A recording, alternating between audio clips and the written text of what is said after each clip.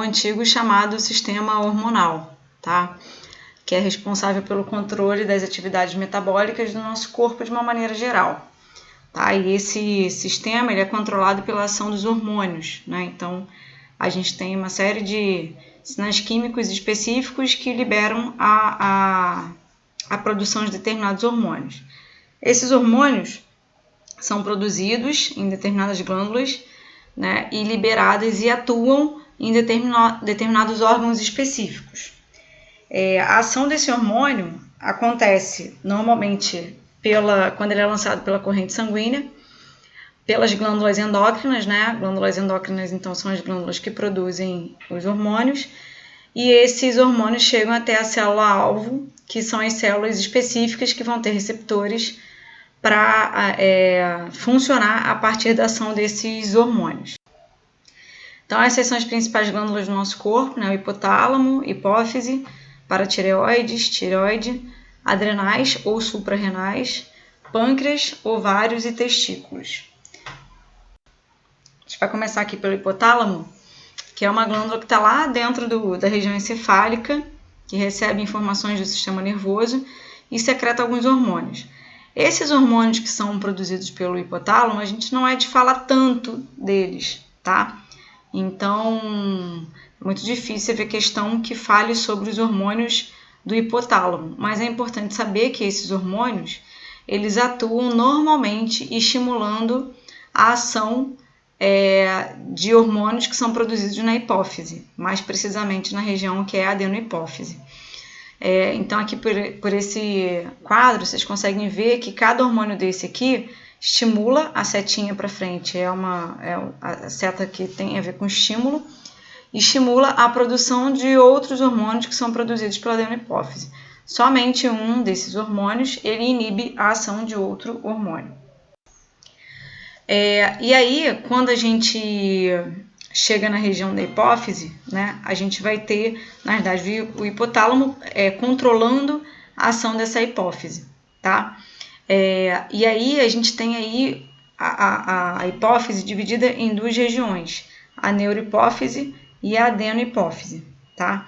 Tem sempre uma conexão ali com os neurônios, né? Tem uma conexão com o sistema nervoso muito intensa. E aí essa hipófise, ela é uma glândula super importante, porque ela produz uma série de hormônios diferentes e que inclusive também controlam a ação de hormônios que são produzidos em outras glândulas, tá? Assim como o hipotálamo controla a ação da hipófise, a hipófise controla a ação de outras glândulas. Então, como eu falei, a hipófise é dividida em adenohipófise e neurohipófise, tá? A adenohipófise é uma região em que ela vai produzir a prolactina, que tem uma ação direta na glândula mamária, o hormônio gonadotrófico, esse nome tem a ver com as gônadas, né? Ele é produzido na adenohipófise, mas ele comanda a ação das gônadas, que são testículos e ovários.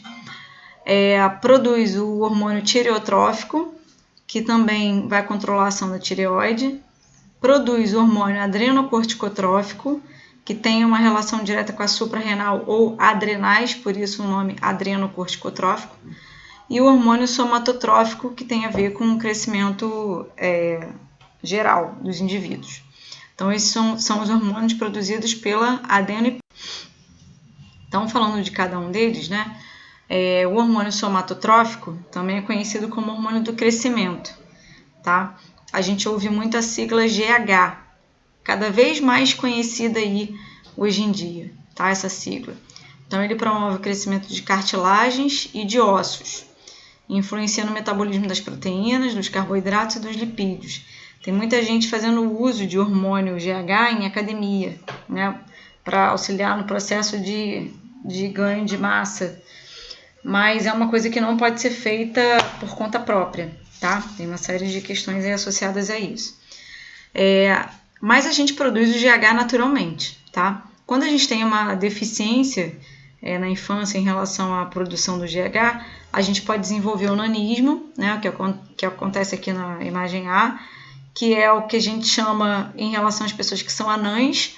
Não exatamente o nanismo, ele acontece só por deficiência do GH, existe o nanismo que também é genético, tá? Então, nem todas as pessoas anãs são por uma questão ou genética ou de produção de GH, depende. O excesso na produção desse GH na infância produz o gigantismo, que é o que acontece aqui na imagem B.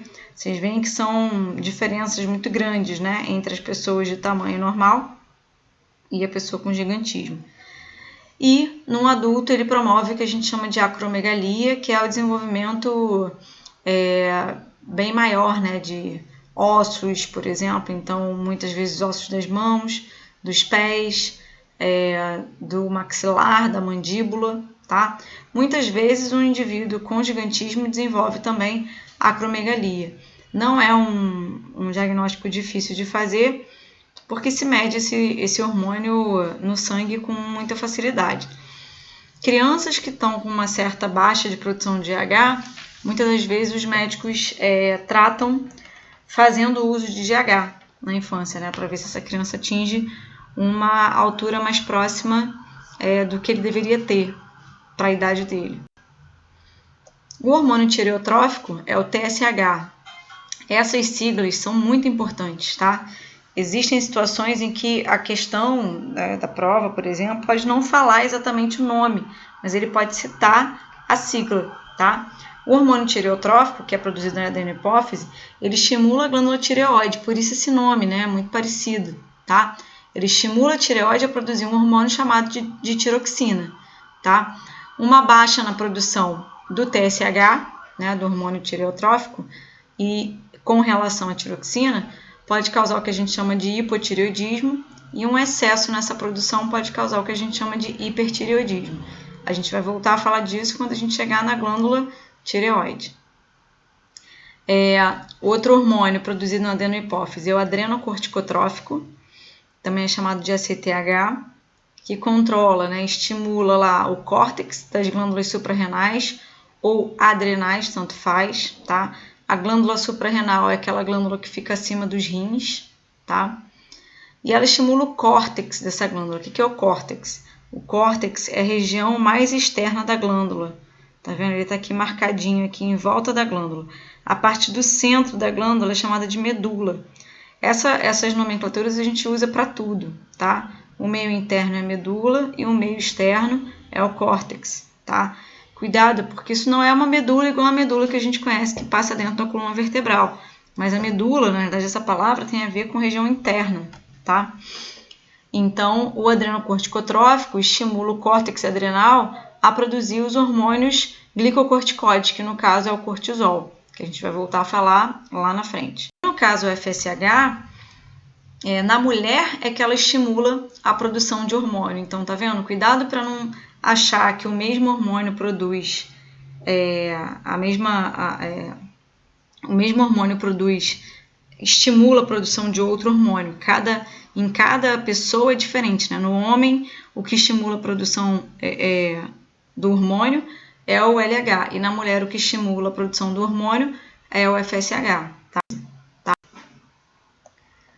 Bom, a neurohipófise, a gente tem uma outra região, né, da hipófise que armazena e libera 2 hormônios produzidos pelo hipotálamo, tá?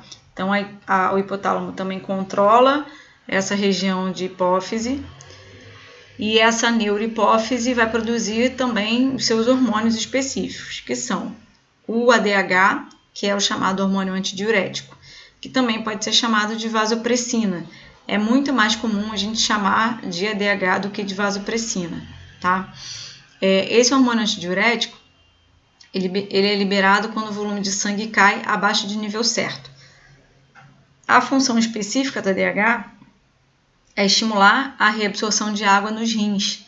Então, quando o sangue passa pelos rins, esses rins eles vão filtrar o sangue, reabsorver o que for útil para o corpo e eliminar o que não for útil, tá? A água, grande parte é reabsorvida e uma outra parte ela é eliminada, tá? Então, esse ADH ele vai estimular que a gente consiga reabsorver a água que chega ali nos rins, tá? Então, com isso, ele diminui o volume de urina excretado, quer dizer, o volume de urina que é eliminado, por isso que ele é antidiurético. Tudo que é diurético, né, vocês já devem ter ouvido falar, né, é um remédio diurético, remédio para pressão alta, para hipertensão, é um remédio diurético, te faz urinar. Então, se ele é um hormônio antidiurético, ele evita essa urina em excesso, tá? Então, ele guarda mais água no corpo, ele retém mais água no corpo, tá? Quando a gente produz pouco desse hormônio, a gente pode desenvolver uma doença chamada diabetes insípidos. Tomem cuidado para não confundirem com a diabetes mellitus, que tem a ver com a taxa de glicose. Isso não tem nada a ver, tá? Diabetes insípidos nada mais é do que uma deficiência da produção do ADH, tá? Então, como a gente produz pouco ADH, você acaba não reabsorvendo muito essa água que você deveria, acaba eliminando muito. Então, são pessoas que urinam muitas vezes, excessivamente, tá? E também sem ter muita sede em consequência dessa eliminação excessiva de água. Então, isso é uma coisa a se observar, tá? É óbvio que se a gente bebe muita água, muita urina a gente vai ter. Então, nesse caso de diabetes insípidos, é quando uma pessoa nem está bebendo tanta água assim e ainda assim está eliminando, tá? Desse processo, tá? Então, essa região aqui no início é uma região que a gente chama de cápsula renal, tá? Ela forma o filtrado glomerular, em que ele vai, a partir de um processo de filtração, ele vai começar a fazer o processo e passar por outras regiões dessa região, que é a região do nosso néfron. Passando do complexo do corpúsculo renal, ou da cápsula renal, ele passa pelo túbulo contornado proximal. Quando ele chega nesse túbulo contornado proximal, é o momento em que a gente reabsorve substâncias úteis, que a gente vai continuar reaproveitando, água, alguns sais minerais, glicose, tá? Isso volta lá para o nosso vaso, que vai devolver isso para o nosso sangue.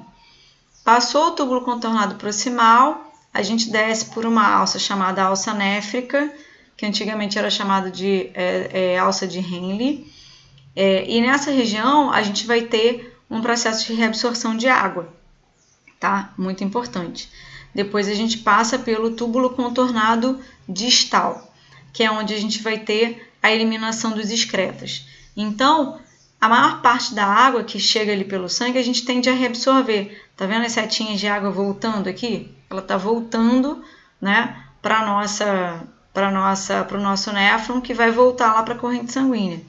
E aí, no final, esses excretas que precisam ser eliminados, porque a gente não precisa mais deles, eles vão descer pelo ducto coletor, que vai descer pelo ureter, que vai chegar na bexiga para que a gente elimine. Então, o ADH, que é esse hormônio antidiurético, ele aumenta a permeabilidade desses ductos coletores e permite que por processos, né, ao longo desse néfron, né, por processos de difusão e até por processos de osmose, principalmente, você tem a possibilidade de passagem de água, tá? Uma coisa que eu não falei antes, o que acontece com esse ADH em dias normais, né?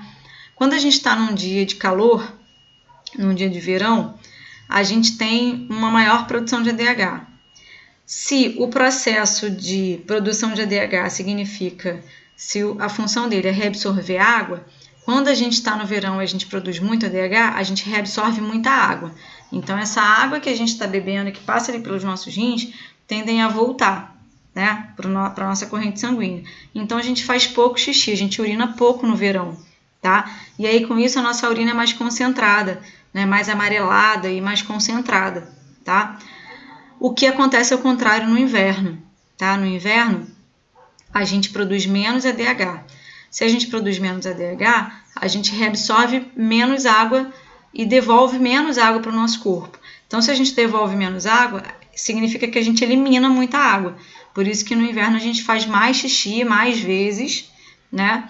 E a nossa urina é mais diluída, é mais clara, né? A gente não sente tanta sede assim no inverno, porque apesar da gente estar eliminando, o nosso corpo não está tecnicamente sentindo uma necessidade, diferente do verão, tá? E outra coisa que acontece, que a gente tem que saber, é quando a gente ingere bebida alcoólica. Na ingestão de bebida alcoólica, acontece como acontece no inverno. A gente inibe a produção de ADH. Se a gente inibe a produção de ADH, significa dizer que a gente reabsorve pouca água. Se a gente reabsorve pouca água, significa que a gente joga muito ela para fora. Por isso que a gente faz mais xixi quando a gente está bebendo alguma bebida alcoólica. E isso é um problema, né? Principalmente em relação à ressaca, aos efeitos que a ingestão da bebida alcoólica pode trazer. Então, todo o processo que a gente pode sentir em relação a isso, como a própria ressaca em si, o mal-estar como um todo, isso tem a ver com o processo de desidratação. Então, quem faz ingestão de bebida alcoólica tem que estar sempre ingerindo água, né, ao mesmo tempo, né?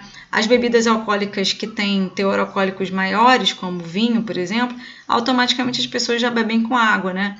É como se a bebida, por ter um teor alcoólico alto, é como se quando você bebesse, ela pedisse, né, ela te desse sede e automaticamente você bebe com água. Já a bebida alcoólica que tem um percentual alcoólico menor, como cerveja, por exemplo, você não sente essa necessidade, acaba bebendo pouca água quando bebe. E, além disso, a bebida é muito gelada e você sente, né, refrescância e tal, matando a sede, só que é um problema, né? Então, o certo é hidratar, sempre, ao longo do período que está bebendo. Não adianta terminar de beber, chegou em casa, agora vou beber 3 litros de água. Não adianta, tem que ser ao longo do processo. Outro hormônio produzido pela neurohipófise é a ocitocina. Pode ser com X, pode ser com C, tanto faz, tá? Ela promove as contrações no útero durante o parto, né, da mãe. Então,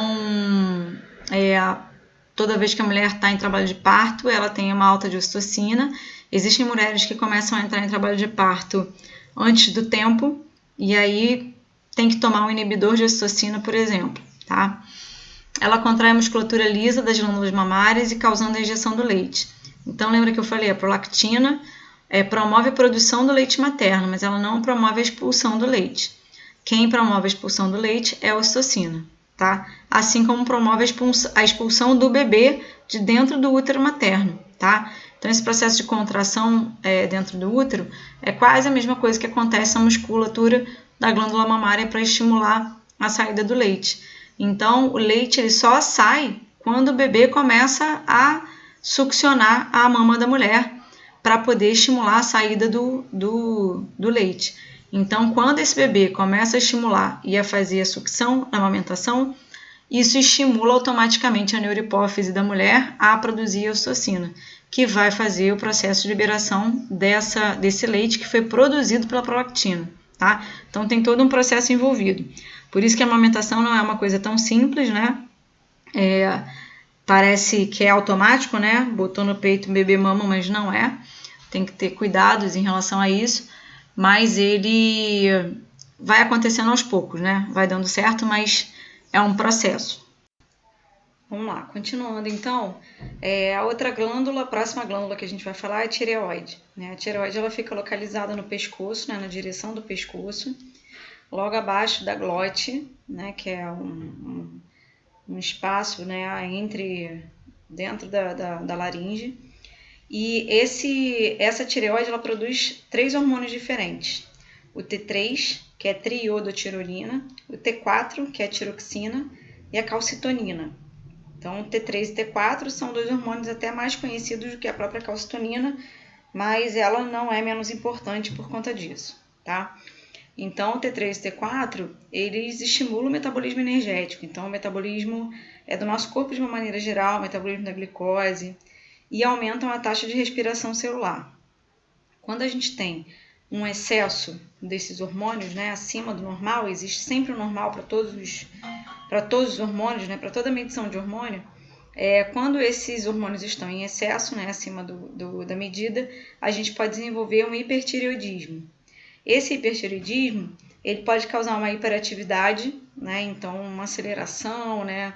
Um nervosismo, uma pessoa mais acelerada, e isso promove a produção de calor, né? Mais produção de suor, perda de peso e em algumas situações, nem sempre, uma exoftalmia, que é aquele olho mais arregalado, né? Para fora da órbita oftalmológica, né? Oftálmica, aquele olho esbugalhado, tá?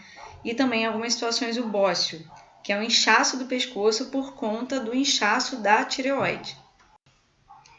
Então, a gente, para quem, né, talvez nunca tenha percebido, né, isso significa que essa imagem mostra exoftalmia. Dependendo da situação, um paciente chega num médico e ele já identifica, né, pela própria característica. E o bócio é justamente porque você tem uma hipertrofia ali da tireoide, ela fica mais inchada, né, causando um edema, e aí a tendência de ficar com o que a gente chama de papo, né, no pescoço. Bom, já o hipotireoidismo significa uma deficiência, né, uma baixa produção desses hormônios, da T3 e T4. Pode ser causada por uma carência na produção de iodo, né, na falta do iodo na alimentação, e também pela presença de uma doença autoimune que a gente chama de tireoidite, né, tireoidite de Hashimoto, que é um tipo de hipotireoidismo. As consequências, diminuição do metabolismo celular, né, são consequências contrárias ao hipertireoidismo, ganho de peso justamente por conta dessa diminuição do metabolismo, bradicardia, que é uma desaceleração dos batimentos cardíacos, mixedema, inchaço na pele e também a possibilidade de um bócio. Além disso, na infância pode causar o que a gente chama de cretinismo, que é um quadro que se caracteriza pelo comprometimento do crescimento dos ossos e dos dentes, além de um retardo mental. Então, quando as pessoas chamam as outras de cretinos, né? Isso acontece, elas não fazem a referência que isso na realidade é um processo relacionado a uma doença específica, né? Por conta dessa baixa de hormônio tireoidiano. Bom, e a calcitonina é o terceiro hormônio tireoidiano, ele é super importante, tá? Ele atua ali regulando a quantidade de íons cálcio no sangue em relação ao que a gente tem na constituição óssea. Então, na realidade, ele diminui a quantidade de íons cálcio, né, do sangue e aumenta a concentração desses íons cálcio nos ossos. Então, a gente diz que ele tem uma ação hipocalcemiante, tá? Junto daqui da tireoide, terminando a tireoide, eu já vou falar da paratireoide, porque tem uma correlação com a calcitonina, tá? As paratireoides são glândulas que ficam nas laterais, né, da tireoide, por isso esse nome paratireoide, e produzem o paratormônio. Então, voltando aqui na calcitonina, ela tira íons cálcio do sangue e deposita nos ossos. O que o paratormônio faz? Ele tira íons cálcio dos ossos e joga no sangue, tá? Ele faz o processo inverso. Então, ele vai tirar o cálcio dos ossos, aumentando o nível desses íons na corrente sanguínea. Então, o paratormônio e calcitonina realizam controle dos níveis normais de cálcio no organismo. Essa ação é o que a gente chama de feedback negativo. Isso acontece como um feedback negativo, tá? Então, por exemplo, a gente tem aqui a calcitonina, né, uma glândula tireoide está liberando a calcitonina. Essa calcitonina vai estimular a deposição de íons cálcio nos ossos, tá? Quando a gente tem uma diminuição da taxa de íons cálcio no sangue, porque ele foi retirado do sangue para ser jogado nos ossos, o que vai acontecer? Vai existir um estímulo das glândulas paratireoides para que eles liberem o paratormônio e retirem um tanto desses íons cálcio que estão nos ossos e devolvam para a corrente sanguínea.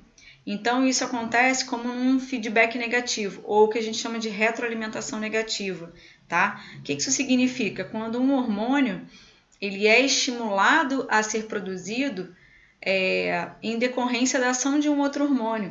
Por isso que ele está desenhado como se fosse um ciclo aqui, tá? Então, a gente chega num determinado nível de íons cálcio numa determinada região, isso causa uma negativa daqueles íons na outra parte, e aí hormônios diferentes vão se regulando no nosso corpo a ponto de manter um equilíbrio. Na realidade, isso sempre é para manter um equilíbrio. Não tem que ter nem de mais no sangue, nem de mais nos ossos, tá? Então, quando a gente fala de feedback negativo, é porque na realidade existe uma inibição, né? Vai existir uma inibição da ação de um hormônio em consequência de um novo hormônio. O feedback positivo já não é dessa maneira. O feedback positivo só existe estímulo. Quanto mais estímulo, mais hormônio vai sendo produzido, tá? Bom, já as suprarrenais, também são chamadas de adrenais, são localizadas sobre os rins e são divididas em duas regiões. Então aqui a gente tem a imagem do rim e aqui em cima uma suprarrenal ou adrenal, né? Isso vai ter acima dos dois rins. Essa suprarrenal ela é dividida em duas partes, né? O córtex, que é a parte mais externa, e a medula, que é a parte mais interna. Eu já tinha falado disso antes, né? Quando eu falei lá dos rins propriamente. No córtex adrenal, a gente tem a produção dos glicocorticoides, que é o cortisol, e dos mineralocorticoides, que são a aldosterona. Na região interna da suprarrenal, que é a região medular, existe a produção de epinefrina ou adrenalina, mais comum, né? E a norepinefrina ou noradrenalina, tá? Então aqui tem um esqueminha para vocês não esquecerem. Bom, os glicocorticoides, né, que é o cortisol, ele é um hormônio derivado do colesterol. Então olha como o colesterol é importante, né? Então a gente chama ele de cortisol ou de hidrocortisona, tá? Ele é liberado em situações de estresse. Então, em algumas situações, quando a gente está com níveis de estresse muito alto, é importante que a gente faça a medição desse hormônio, tá? A medição do cortisol a gente pode fazer pela urina, pelo sangue e pela saliva. E são importantes marcadores para certas doenças. Tem uma doença chamada doença de Cushing, que tem tudo a ver com esse aumento de cortisol. Os níveis altos de cortisol não permitem que a gente emagreça, perca peso, tá? Então, esse cortisol ele vai atuar diretamente na produção de glicose, tá? A partir de proteína e gordura. Então, isso promove uma alta na glicemia, altos níveis de glicose sanguínea. Mas, ao mesmo tempo, o cortisol reduz processos inflamatórios e alergias. Por isso que a gente usa o cortisol, ou vocês talvez tenham ouvido como cortisona, né, como um medicamento, né? Ele é um medicamento anti-inflamatório. Ele é muito bom, ele tem uma ação anti-inflamatória maravilhosa, rápida, mas ao mesmo tempo ele baixa um tanto da nossa imunidade, tá? E ele é controlado pelo ACTH produzido pela adenomhipófise, né, que a gente falou lá atrás no início. Já os mineralocorticoides, que também são derivados do colesterol, a gente tem lá como exemplo principal a aldosterona. Ela realiza reabsorção de íon sódio e excreção de íons potássio nos rins. Então a gente ouve muito falar de sódio e potássio, né, o tempo inteiro. E isso promove um aumento da pressão arterial e da volemia, que é o volume de sangue circulante. Então é necessário que essa aldosterona tenha uma ação normal, né, para que esse controle de íons sódio e íons potássio nas nossas células esteja normal a ponto de não trazer nenhum tipo de problema específico para o nosso corpo. Então, a aldosterona também é um hormônio importante. E também é controlado pelo ACTH para além deles, né, a gente tem os hormônios produzidos pela medula, né, das suprarrenais. Então, a gente tem a epinefrina, que é a mesma coisa que a adrenalina, que prepara o nosso corpo para enfrentar situações de estresse. Então, toda vez que a gente passa por alguma situação de estresse, né, de susto, de medo, de pânico, né, a adrenalina ela é produzida, ela promove a contração dos vasos sanguíneos, né, a gente chama isso de vasoconstrição, é como se ela apertasse o vaso sanguíneo, e isso aumenta a taxa de açúcar no sangue, porque você tem uma mudança aí na aceleração do sangue passando pelos vasos sanguíneos, e redistribui sangue para órgãos e músculos. O contrário da adrenalina é o que a gente chama de noradrenalina. Ela atua em conjunto com a adrenalina nas respostas a situações de estresse. Então, ela acelera o batimento cardíaco, causando taquicardia, e mantém a pressão sanguínea em níveis normais. Na realidade, esses dois hormônios, eles atuam também meio que num feedback negativo, tá? Então, quando a gente tem um processo de aceleração por conta de uma adrenalina mais intensamente produzida, e a gente tem uma série de efeitos fisiológicos por conta disso, né? E que a gente tem, né, a situação de alterar batimento, de alterar respiração, de alterar a dilatação de pupila, né? Justamente naquela situação de estresse, às vezes a gente passa por um processo tipo um assalto ou um susto, né? A gente quase bate com um carro, por exemplo, a gente tem uma liberação desse hormônio. E em contrapartida, logo em seguida, a gente tem a liberação da noradrenalina, que vai, na realidade, levar a gente para uma normalidade. Então, são hormônios que são antagônicos, né? Eles atuam revertendo a ação que o outro causou. Para além disso, a gente ainda tem o pâncreas, que também é uma glândula importante, né? Localizado no lado esquerdo da cavidade abdominal. É uma glândula mista, né? Porque a gente costuma dizer que as glândulas ou elas são endócrinas, ou elas são exócrinas, ou elas são mistas. A gente aqui está falando das glândulas endócrinas, que produzem hormônios que são lançados na corrente sanguínea. As glândulas exócrinas são glândulas que produzem secreções para fora da corrente sanguínea. Isso pode ser para fora do corpo, inclusive, tá? Ou para fora da corrente sanguínea, mas para dentro de algum órgão. Então, glândulas sudoríparas, né, que produzem suor, glândulas lacrimais, glândulas sebáceas, são produtos que são lançados muitas vezes para fora do corpo. No caso do pâncreas, ela tem as duas porções. Então, ela tem a parte endócrina, que produz 2 hormônios, que é a insulina e o glucagon, e ela tem a parte exócrina, que é a produção de suco pancreático, que não é lançado na corrente sanguínea, mas é lançado no intestino, tá? Então, como ela tem as duas funções, ela é uma glândula mista ou anfícrina. A insulina, ela atua diretamente após as refeições, né? A função dessa insulina ela tem uma ação que a gente chama de hipoglicemiante. O que ela vai fazer? Ela vai capturar a glicose em excesso na corrente sanguínea, por isso ela atua após as refeições, né? Que é depois da gente ter se alimentado. Ela aumenta essa permeabilidade da membrana celular em relação à glicose. Então, a insulina é produzida pelas células beta das ilhotas de Langerhans do pâncreas. Então, ela é produzida para capturar a glicose em excesso, né, as glicoses do nosso sangue, e lançam essa glicose no fígado. Essa glicose, quando chega no fígado, ela fica lá acumulada na forma de glicogênio, tá? Já o glucagon, ele tem um efeito inverso, então também num feedback negativo, tá?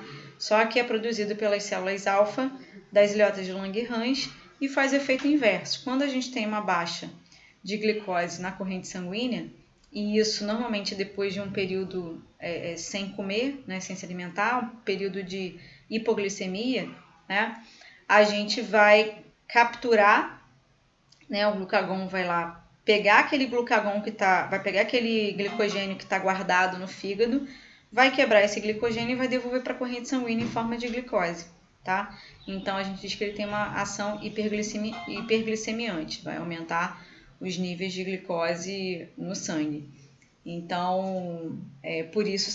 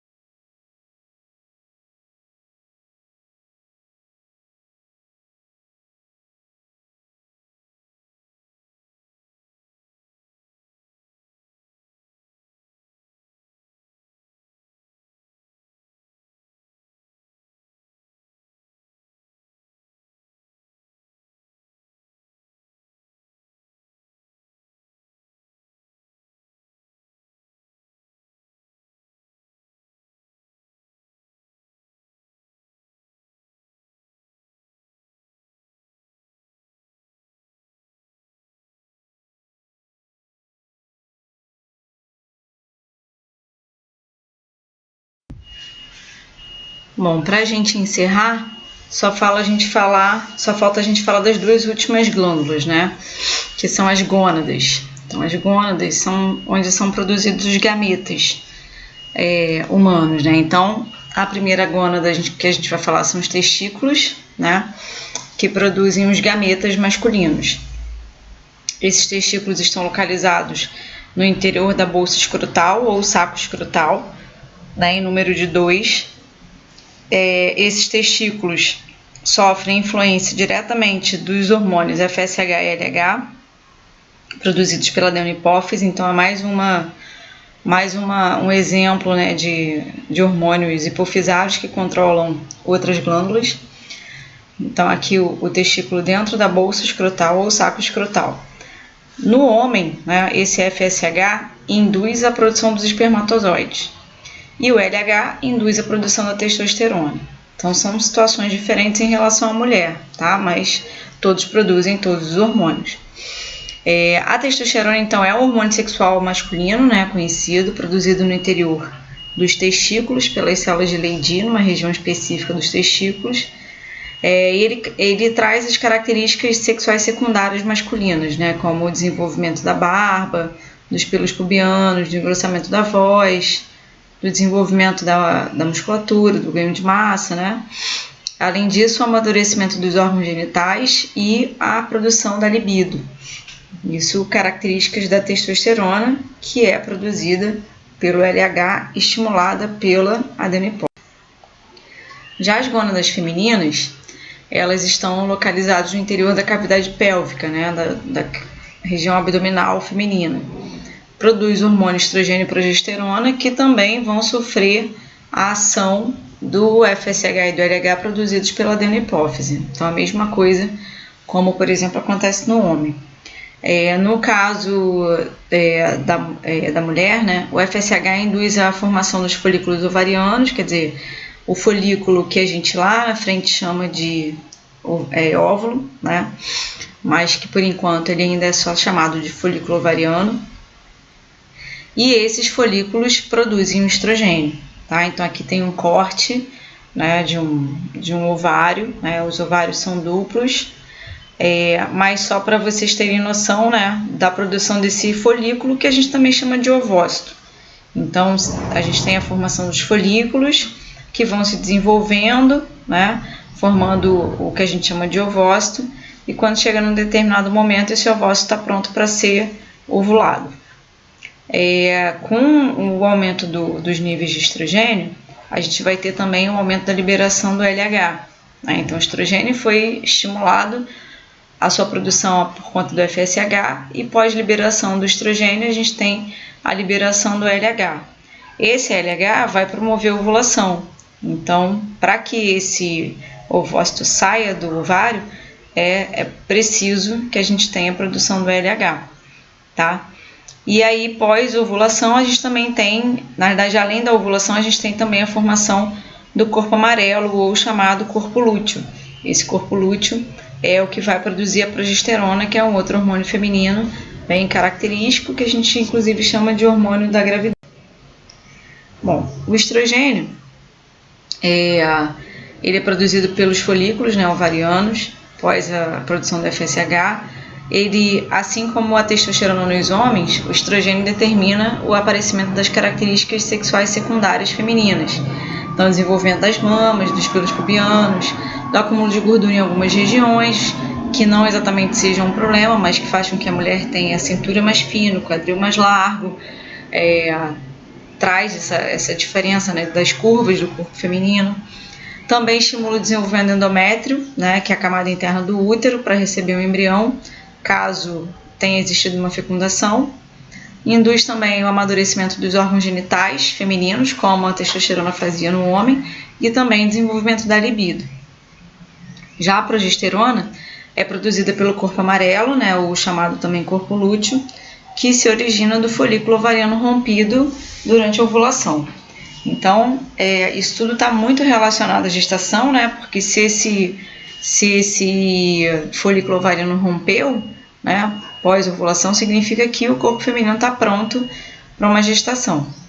Então, juntamente com esse estrogênio, né, o estrógeno, a progesterona atua preparando a parede do endométrio uterino para receber o embrião. Então, vocês veem como os hormônios, né, trabalham juntos, né? E a progesterona também estimula o desenvolvimento das glândulas. Então, aqui a gente tem uma imagem, né, de um ciclo menstrual. Então, aqui é importante acompanhar as duas imagens, né? Primeiro aqui o gráfico, em que a gente está começando aqui no primeiro dia de um ciclo, né? Falando de um ciclo de 28 dias. a gente está começando no primeiro dia para ficar mais fácil a explicação, tá? Quando a gente fala níveis de gonadotrofina no plasma, são os hormônios hipofisários, né? E aqui hormônios ovarianos, tá? Então não esqueçam isso, FSH-LH, hormônios hipofisários produzidos pela hipófise e hormônios ovarianos, estrogênio e progesterona. Então a gente está começando aqui no dia 1º e esse ciclo se inicia com o processo da menstruação, né? A menstruação é a liberação de sangue, restos de metabolismo, restos de endométrio, né? Caso essa mulher não engravide, ela libera esse endométrio e sai na menstruação. Então vamos contabilizar aqui essa mulher num período menstrual que dura 5 dias, tá? Enquanto isso, as taxas de FSH-LH e estrogênios estão relativamente baixas, né? E a gente começa um processo de continuidade do ciclo. Essa fase inicial, né, que é até a fase da ovulação, é chamada de fase folicular, tá? E aí, quando a gente vai chegando lá no 14º dia, né, é o dia da ovulação, tá? Então a gente diz que a ovulação é o 14º dia após o primeiro dia da menstruação. Então, óbvio que aqui é dia 14, porque a menstruação começou dia 1º, né? Então, se ela tivesse começado dia 5, seria lá para o dia 19, não para o dia 14, tá? Então, 14 dias após o primeiro dia da menstruação. Quando a gente está nesse período de ovulação, a gente tem os níveis de FSH-LH aumentados, né? Sempre, os dois hormônios hipofisários sempre aumentados, porque eles vão regular a produção dos próximos hormônios, né?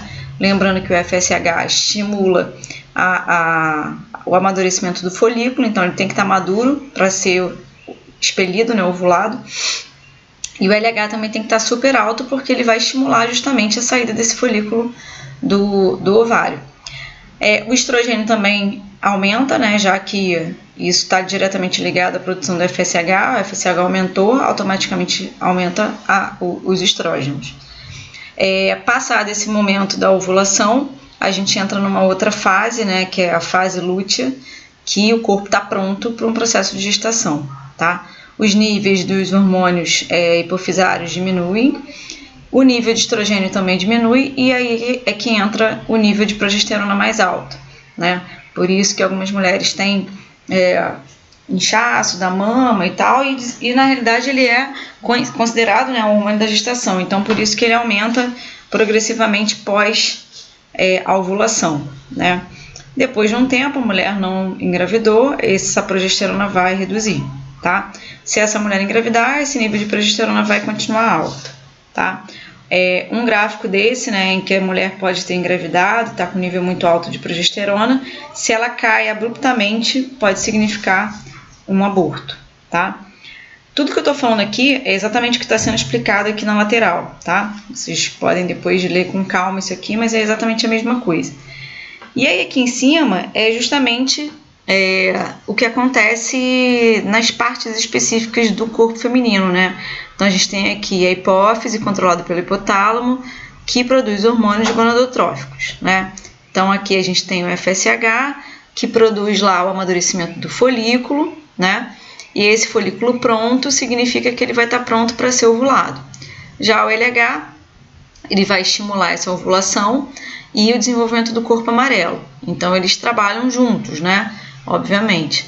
Esse folículo ovariano, né, já maduro, auxilia na produção do estrogênio, que vai justamente aqui ajudar na formação do endométrio, que é essa camada interna do útero, e a progesterona também auxilia um pouco a manutenção desse endométrio.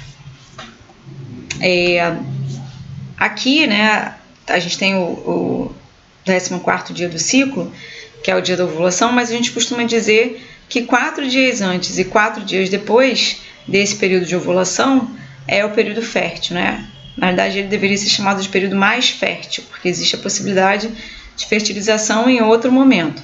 Então, 4 dias antes, quer dizer, por que a mulher tá fértil 4 dias antes se ela não ovulou ainda, né? Justamente porque o espermatozoide é capaz de sobreviver dentro do corpo feminino por alguns dias, né? Mesmo a mulher não tendo ovulado ainda. Então, teve uma relação sexual sem preservativo, sem nenhum tipo de barreira, esse espermatozoide vai ficar lá dentro do corpo feminino e quando essa mulher ovular, ele pode simplesmente aproveitar essa grande oportunidade e fecundar esse óvulo. Então aqui eu estou justamente continuando, né, essa explicação. Eu falei de uma descida brusca, né, dos níveis de progesterona, mas outra situação, né, essa descida normal de um ciclo, né, essa descida normal significa que essa mulher não engravidou e a gente vai ter o recomeço do ciclo. O que significa essa contagem de 28 dias? 28 dias significa o primeiro dia da menstruação até o primeiro dia da próxima menstruação, tá? Então, óbvio que isso pode ser variável para cada mulher, 28, 27, 26, tende a ser mais ou menos isso, tá? Uma mulher que tenha um ciclo curto, né, o que pode acontecer muitas vezes é que ela pode menstruar 2 vezes no mesmo mês, o iniciozinho do mês e o finalzinho do mês. Se ela tiver um ciclo de 24, por exemplo, dias, ela vai tender a menstruar de novo, né, no mesmo mês, tá? Se essa mulher engravidar, aquele embrião que foi formado vai se prender lá na parede do endométrio e aí a mulher começa a produzir o hormônio chamado HCG, a gonadotrofina coriônica, que vai estimular o corpo lúteo, né, que é esse corpo amarelo, a manter os níveis, né, dos hormônios ovarianos e manter a gestação. E aí, após esse tempo, né, a gente vai ter aí um processo de manutenção e da gravidez, né, depois do 4º mês de gestação, esse corpo lúteo então degenera, né, deixa de existir, e aí a gente tem a produção de uma placenta, né, que passa a produzir estrogênio e progesterona por conta dela e não mais por conta do corpo lúteo, e mantém a gestação aí adiante.